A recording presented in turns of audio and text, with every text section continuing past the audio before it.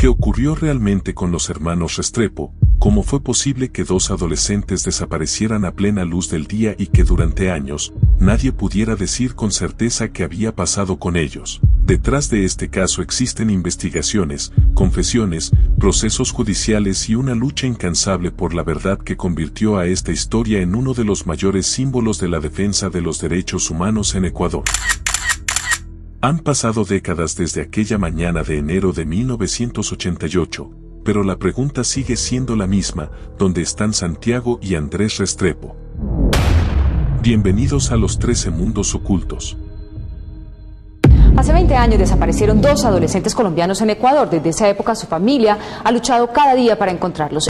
Este domingo se cumplen 24 años de la desaparición de los hermanos Restrepo en manos de la policía, y pese a que el gobierno decidió reabrir el caso y ofrecer una recompensa para quien revele dónde están los cuerpos, los resultados son infructuosos.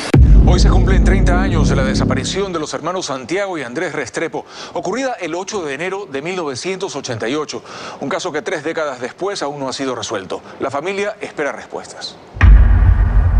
Para comprender lo que ocurrió aquel 8 de enero de 1988, primero debemos conocer a la familia Restrepo. Pedro Restrepo y Luz Helena Arizmendi eran una pareja colombiana que había decidido establecerse en Quito para construir un futuro mejor junto a sus hijos. Quienes los conocían los describían como una familia trabajadora, tranquila y muy unida. Sus hijos, Carlos Santiago Restrepo Arizmendi, de 17 años, y Pedro Andrés Restrepo Arizmendi, de 14, eran dos adolescentes llenos de sueños.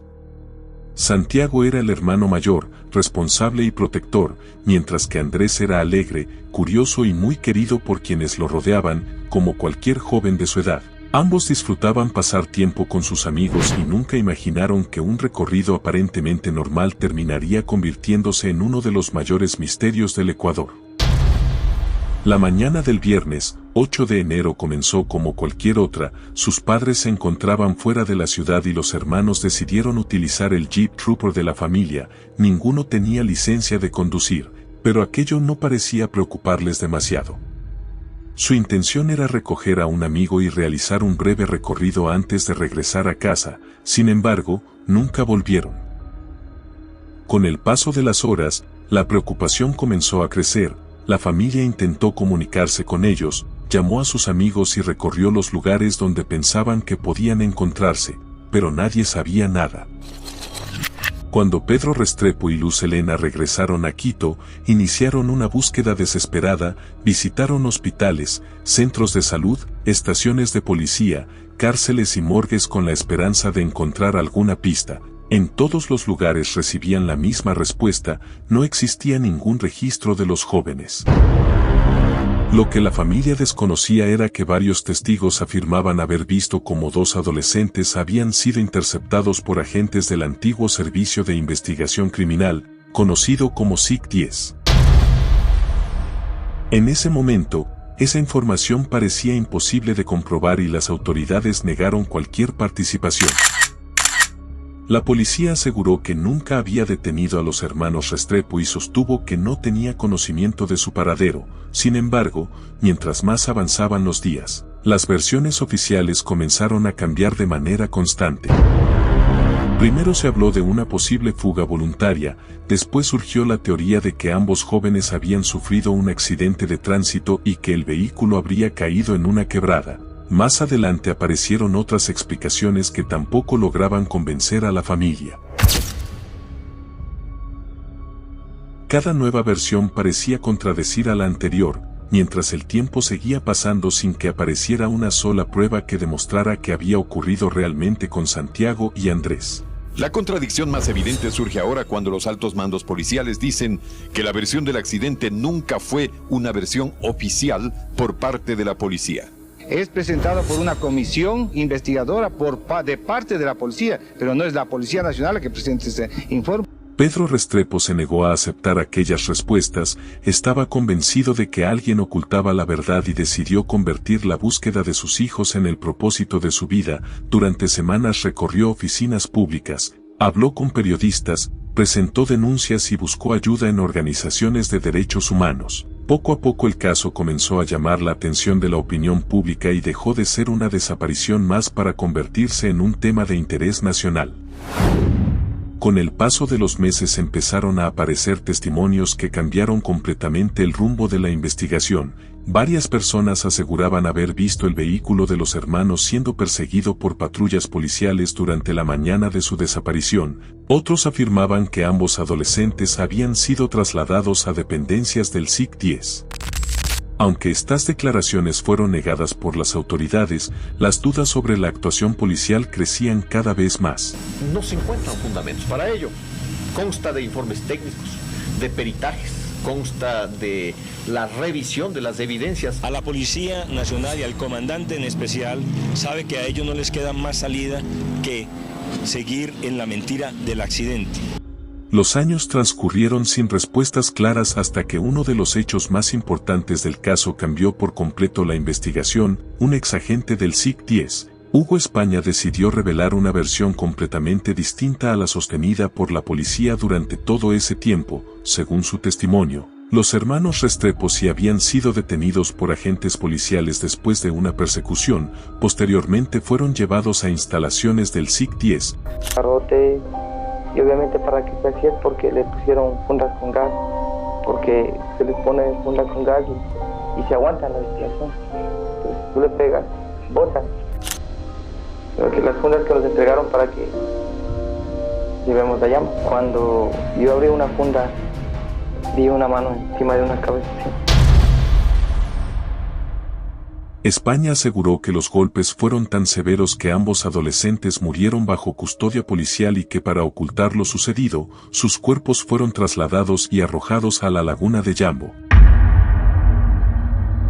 Aquellas declaraciones provocaron una enorme conmoción en Ecuador. Por primera vez, un exintegrante de la institución señalaba directamente a miembros de la policía como responsables de la desaparición de los hermanos Restrepo. Aunque algunos sectores cuestionaron la versión de Hugo España, sus declaraciones coincidían con otros elementos que habían surgido durante la investigación y reforzaban la hipótesis de que se trataba de un caso de desaparición forzada. La laguna de Yambo pasó entonces a convertirse en el centro de todas las miradas. Durante varios años se organizaron numerosas búsquedas con la participación de buzos ecuatorianos y extranjeros, equipos especializados y tecnología de rastreo subacuático. Cada inmersión despertaba una nueva esperanza para la familia, pero ninguna logró encontrar los restos de Santiago y Andrés. A pesar del enorme esfuerzo realizado, la laguna nunca entregó una respuesta definitiva, alimentando aún más el misterio que rodea este caso. Mientras tanto, Pedro Restrepo y Luz Helena Arismendi jamás dejaron de exigir justicia. Durante décadas organizaron marchas, plantones y ruedas de prensa. Su lucha trascendió las fronteras del Ecuador y fue respaldada por organismos nacionales e internacionales de derechos humanos. La imagen de Pedro Restrepo sosteniendo las fotografías de sus hijos se convirtió en uno de los símbolos más representativos de la lucha contra las desapariciones forzadas en América Latina.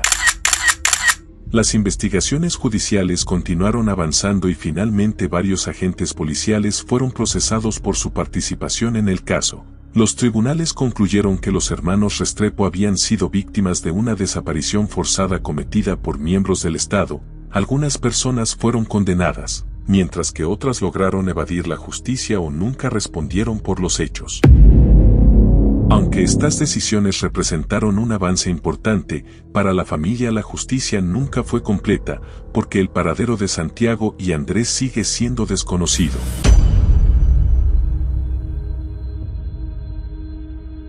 Con el paso del tiempo, el caso también llegó a instancias internacionales. El Estado ecuatoriano terminó reconociendo su responsabilidad por las graves violaciones a los derechos humanos cometidas durante este proceso y ofreció disculpas públicas a la familia. Sin embargo, ese reconocimiento nunca logró aliviar el dolor de unos padres que dedicaron gran parte de su vida a buscar a sus hijos sin obtener la respuesta que más esperaban: encontrar sus restos y darles una sepultura digna.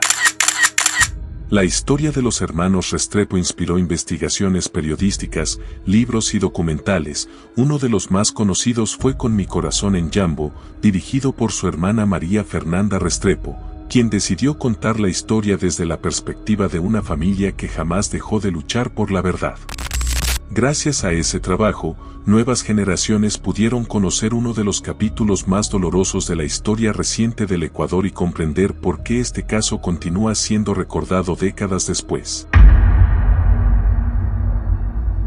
Hoy, más de 30 años después de la desaparición de Santiago y Andrés, todavía existen preguntas que permanecen sin respuesta, aunque la justicia logró establecer responsabilidades y reconocer que fueron víctimas de una desaparición forzada. Sus cuerpos nunca fueron encontrados y muchas circunstancias de lo ocurrido aquella mañana siguen envueltas en incertidumbre.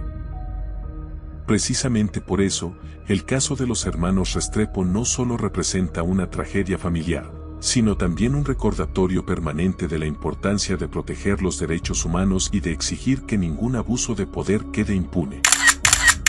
El caso de los hermanos Restrepo cambió para siempre la historia del Ecuador. Lo que comenzó como la desaparición de dos adolescentes terminó revelando una compleja trama de abusos, encubrimientos y una incansable lucha por la verdad, aunque han pasado décadas desde aquel 8 de enero de 1988. Los nombres de Santiago y Andrés siguen presentes en la memoria de miles de ecuatorianos como un símbolo de justicia y de resistencia frente al olvido. Si este documental te pareció interesante, no olvides dejar tu me gusta, suscribirte a los 13 Mundos Ocultos. Recuerda, existen historias que el tiempo nunca logra borrar, porque mientras alguien continúe buscando la verdad, esas historias jamás terminarán. Nos vemos en el próximo video de los 13 Mundos Ocultos.